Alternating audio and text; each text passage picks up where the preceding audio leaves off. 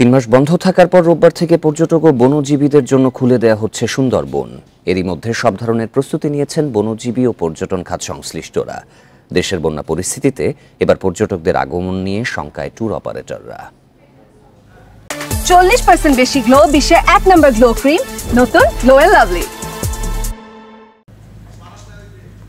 আবারও জেলেসহ বনজীবী ও পর্যটকদের বরণ করতে প্রস্তুত সুন্দরবন। 3 মাস বন্ধ থাকার পর 1 সেপ্টেম্বর থেকে উন্মুক্ত হচ্ছে এই বনভূমি।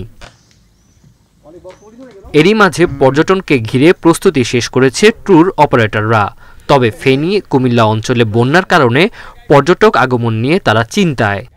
1 থেকে 12 তারিখ পর্যন্ত সুন্দরবনে কারোর কোনো প্যাকেজ ট্যুর যাবে বলে মনে হয় না, কারণ বুকিং নাই এবং দেশে রাজনৈতিক পরিস্থিতি একটা প্রবলেম ছিল, আর দ্বিতীয় হচ্ছে বন্যা পরিস্থিতি অবনতি হওয়ার কারণে মানসিকভাবে লোকজন ভেঙে পড়েছে এবং পর্যটক যারা যারা আছে প্রত্যেকের একটাই কথা যে দেশের এই দুরবস্থার মধ্যে আমরা ট্যুরে যেতে রাজি না। সুন্দরবনের খুলনা অঞ্চলের বন সংরক্ষক জানান, এবারও 1 জুন থেকে 31 আগস্ট পর্যন্ত সুন্দরবনে পর্যটক ও বনজীবীদের প্রবেশে নিষেধাজ্ঞা দেয়া হয়। বনের জীববৈচিত্র্য রক্ষায় এটি সহায়ক।